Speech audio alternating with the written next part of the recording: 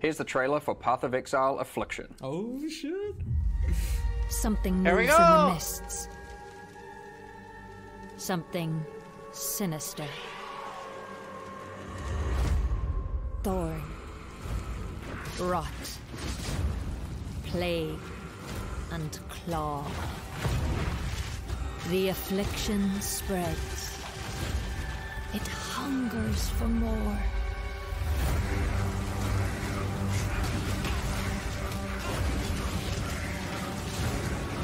Tread lightly in the Wildwood, which shifts and fights.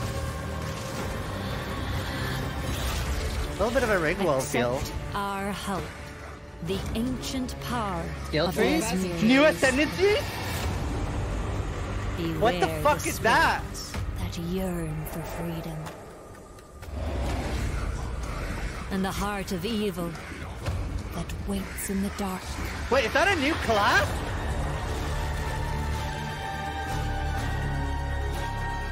Wildwood Ascendancies. Holy fuck! Ready yourself. Shit! Yo, I will what be the fuck? waiting. Yo! What happened? Wow. I Feed totally... me Seymour! Well, that was on the bingo. Wait, we got a new class? That was what that was? I think they're separate ascendancies on top of our normal ones, right? There's no way we got a new class, right? In the Affliction League, you will encounter sacred wisps, know. which beckon you to enter overgrown passageways that lead to the Viridian Wildwood. A vile affliction has covered this forest with a foreboding darkness. You'll need to uncover the forest mysteries to put a stop to the source of the affliction. As you approach the darkness, the wisps burn away its affliction. Make sure you tread carefully, because they only have a limited amount of power. But be warned, the darkness is full of cursed monsters that emerge to kill you. As you explore, you might see other types of wisps trapped inside the darkness. The Wildwood is trying to guide you towards clues about its affliction. Follow the trails of wisps by collecting them, and you may uncover many different secrets. New characters to find, shrines, boss battles, and all kinds of new encounters are lurking in the forest just waiting for you to discover. There are many rewards to earn for those brave enough to seek them. Can I blink out of that? When the sacred wisps run out of energy, they will return you back to where you came from. Any other types of wisps you have collected will return with you to Rayclast. What happens if you keep going? These wisps, having been saved nice. from No the affliction, backtracking. disperse into the environment and inhabit randomly chosen monsters in the area, increasing their power and also their rewards. So The different types of wisps have different effects on monsters. Yeah, both. And sometimes more than one type will inhabit a single monster, making the fight even harder and even more Yeah, rewarding. Sentinel inspired. If this happens to a boss, you could be in for a tough fight. But if you can overcome it, Wow. your efforts will not be in vain. Jesus. Oh, that Primal better be wisps grant rewarding. an item rarity bonus to inhabited monsters. Wild wisps grant an item quantity bonus, and vivid wisps cause them to drop currency items. If a monster gets all three types, they'll drop more items of a higher rarity and a lot of currency. The Divine Orb. While exploring the Wildwood, you might find some of the last few Asmeri wanderers who have managed to survive in the forest since it was cursed. Each of them have different survival specializations, and they are willing to teach you if you agree to help them defeat the source of the affliction, the King in the Mists. Choose which of the Asmeri that you will complete quests for to unlock one of 3 new Ascendancy classes, which you can have in addition to your regular Ascendancy class. Up to 8 points for these classes are unlocked as you complete more quests for the Asmeri you are training under. The Warden of Eves can teach you to become a Warden of the Magi, a powerful class that takes advantage of wilderness knowledge. A Warden of the Magi can learn to use tinctures which coat their weapon, granting various powerful effects.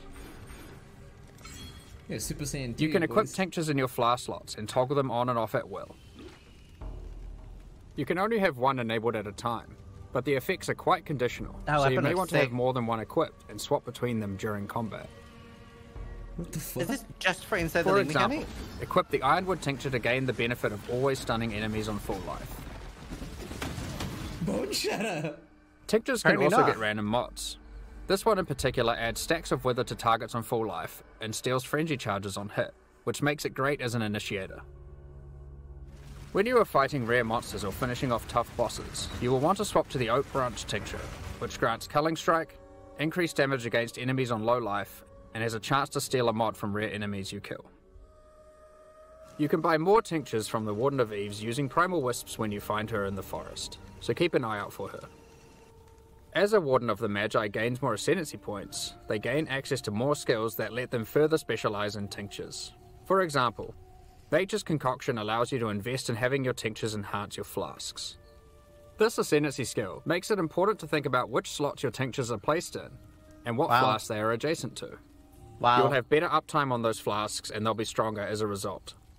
But there are plenty more skills to choose even if you don't want to engage with tinctures.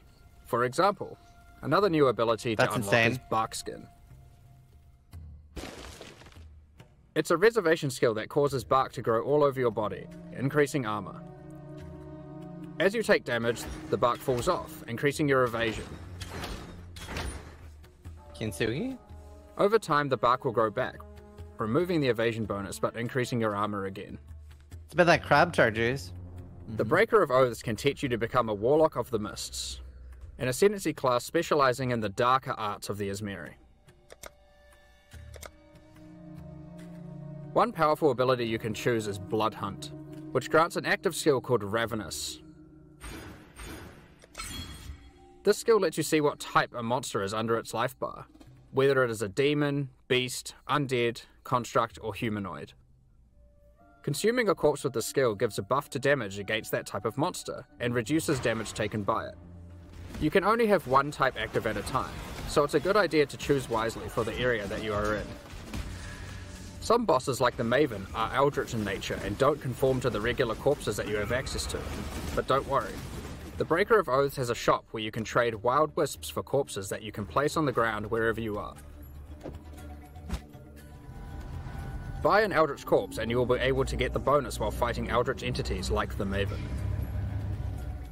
You may notice that most of the corpses he sells are not monsters you normally encounter. What the fuck? You might want to try turning some of these corpses into specters, to take advantage of some of the unique abilities that these monsters have. Gazzy just came. That's so cool. The Warlock of the Mists gets access to many other abilities. For example, there is a trio of curses that you can pick from. Wow. One of these curses targets your minions, giving them life degen and making them explode for massive damage when they are near death. Oh shit. One of them prevents enemies from dealing damage for the latter portion of its duration, which is quite powerful against bosses. This curse creates the interesting build decision of whether or not you should increase curse duration or reduce it. The final curse is a mark that causes enemy phantasms to be spawned when you hit the marked enemy.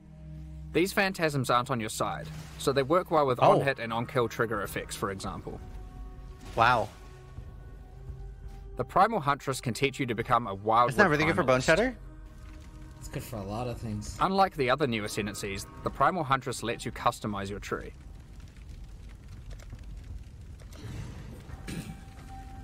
You do this with charms that you can buy from the Primal Huntress for Living Wisps. Charms have randomly generated mods, which give stats from regular Ascendancy classes, allowing you to create your own hybrid Ascendancy class. Charms are magic items that are aligned with different attributes. So for example, this Ursine charm is strength aligned, and has gotten the melee hits have a chance to fortify stat from the champion, and the ability to stop your movement speed going below base from the Juggernaut. This interlined Corvine charm lets you get the stat that makes your consecrated ground effects linger from the Inquisitor. Wow. And the effect that makes cursed enemies explode from the Occultist. Wow. Some of the combination of mods that you might find for sale on charms can be extremely powerful. So keep a lookout for the Primal Huntress's shop even if you are not playing as a Primalist. As a Primalist, you also get access to a few other interesting abilities. Use Warcries next to corpses and they have a chance to drop an extra item. It opens nearby chests too. Crybarb from D2? Yeah, literally. The Primalist also gets access to a small extra backpack, just in case you find yourself needing to cart more items to town during your map runs. The fuck? If you are unhappy with the class you picked, or you just happen to find a really great item for another one of the classes, you are able to change which class you are using next time you find one of the Asmeri Wanderers. Just remember that you will have to do their quests in order to gain the Ascendancy points for that class. These quests will lead you towards the ultimate goal of the Asmeri: finding the King in the Mists, defeating him, and cleansing the forest of its affliction once and for all. There are new uniques to find, rewards to claim, and new Ascendancy classes to master in the Affliction League. Now that we've covered what's in the League, let's talk about some of the changes you can expect to the core game in 3.23. For a start, Ultimatum is finally going core. When talking to players at ExileCon, it was the #1 feature that people requested. Yeah, it was. When playing through in-game maps, you may sometimes encounter the Trial Master, who offers you a choice to undertake a deadly Val trial in exchange for great rewards. If you defeat the trial, he offers to go double or nothing with you. Do you take the risk and go for an even better reward? Or do you take the winnings you have already earned off the table and go home? We've done a full rebalance of Ultimatum and have added many new mods and rewards, including both new and reworked uniques. The base number of rounds for an Ultimatum trial is now always 10, with a chance to spawn the Trial Master boss fight on the 10th round, if you are able to make it that far. As part of 3.23, we have also removed Metamorph from the game. All the Catalyst rewards from Metamorph have now been moved to be rewards for Ultimatum. Wow. We have also added a new Val-themed Catalyst that works on corrupted items. As is normal for most content that gets added to in-game, we have introduced new Ultimatum passive skills to the Atlas tree. One great example is the Keystone Grueling Gauntlet. It makes Ultimatums last 3 extra rounds, but you cannot choose the modifiers, and it prevents the final Trial Master boss fight from spawning. That's the level of challenge becomes extreme during the last 3 rounds, and not being able to choose the modifiers makes it even harder. But the rewards are insane, and for those with very high-end characters, it might be a bet worth making. There are lots of other Atlas passive skills you can pick from for Ultimatum, so choose wisely. Now, it's time to talk about one of the largest metagame changes we've ever made. There were 3 systems in Path of Exile that were all trying to subtly modify the behavior of skills. Wow. These were alternate quality gems, Labyrinth Helmet enchants, and unique threshold jewels. We've combined all of these together to create a new system called Transfigured Gems that allows us to fully achieve the goal of these 3 systems and then some. Transfigured Gems are alternative versions of existing skill gems that have different functionality and balance from their regular versions. We have added a huge number of these with interesting variations that drastically change how existing skills play. For example, Frostbomb of Instability. Instability? It changes it from a cooldown skill that you can cast occasionally for a large explosion into a skill that you can cast continuously but deals less damage and doesn't apply cold exposure. It changes the role of Frostbomb from a utility skill into a main damaging skill. Another example is Detonate Dead of Scavenging. You can't use it on corpses that were created by Desecrate or Unearth, but in exchange it does a whole lot more damage. You won't be able to use it as your main reliable source of damage, but it's a great skill to use as a 4-link utility to get some extreme burst damage. Raise Zombie of Fall. Instead of raising a zombie from a corpse, you summon them from mid-air. They fall to their death, dealing AoE damage with their land. While this sounds like a physical damage version of Firestorm, you should consider that it scales with minion damage and also triggers on-death minion effects. Blight of Contagion. Amazing! This version of Blight is now spread by Contagion, so you can use it as part of your Essence Drain build. We have a huge number of these. Transfigure Firestorm into Firestorm of Meteors, Transfigure Blade Trap into Blade Trap of Greatswords, Transfigure Barrage into Barrage of Volley Fire, and so on. There is a lot to experiment with, and we look forward to seeing what builds you can come up with.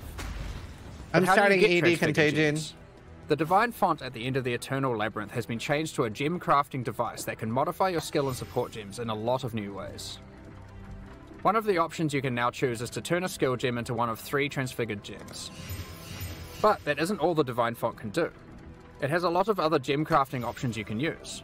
For example, you can add quality to gems, add experience to gems, sacrifice a gem for 1 or more treasure keys to open Azaros chests, and you can even exchange support gems for exceptional support gems like Empower or Enlighten. These are just some of the options you'll find the Divine Font is now capable of. In order to replace the rewards in Heist that previously gave alternate quality gems, we have done a rebalance of the rewards of Heist as well. Experimented base types have been rebalanced, new replica uniques have been added and old ones changed, and we have increased the amount of currency from display cases as well. On top of this, we have gone through and buffed the quality stats on most damage-dealing skills. In most cases, they will be significantly more powerful than before, and also more interesting. Jesus. Overall, this is one of the largest metagame shifts that we've ever done. There are so many crazy new skill combinations to plan around, so we expect to see some really interesting new builds. Next up, I'd like to hand back over to Chris to talk about the new supporter packs. There it is, At this point, we usually talk about the League supporter packs. We're doing things a bit give us differently this money. year. Rather than releasing League supporter packs today and then our annual core packs 2 weeks later, we have combined it all together into a strong set of core supporter packs that will be released alongside Path of Exile Affliction next week. The series contains 5 packs, each with its full value in points and a collection of exclusive cosmetic microtransactions. The higher packs contain physical merchandise. We'll unveil the full details of each of the packs at release next week. Oh, But in the meantime, here's a sneak peek of some of their exclusive cosmetic microtransactions. These packs will be available for purchase when Path of Exile Affliction launches on the 8th of December. Thank you so much for your ongoing support. Holy shit. Wow. We're just about to start the Q&A with Ziggy D. Afterwards, we'll post Path of G'day. Exile Affliction's full patch notes. With the release at Send the our end of bosses next though? week, our community team will be posting crucial information you'll need for I guess Affliction's not. release. Keep an eye on the news. On release weekend, we expect to launch the new mystery box and this season's Kyrix Vault Pass. Thanks for joining us today and checking out our latest developments. We're looking forward to exploring the Viridian Wildwood with you next week. We'll begin the we get Q&A questions shortly, so still? please get your questions Yeah, we get ready. questions after this. Oh shit, wow, okay. So, wait. We're double ascending, so we're Super Saiyan 2 now. Just so much power creep.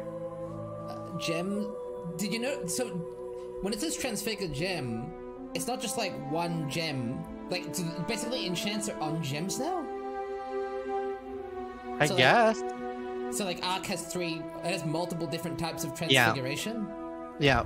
Does that mean you only have to run lab once? How do we ascend now? That too. Do we still ascend normally, and this is just from the special labs? Still lab. Still lab. Oh, okay.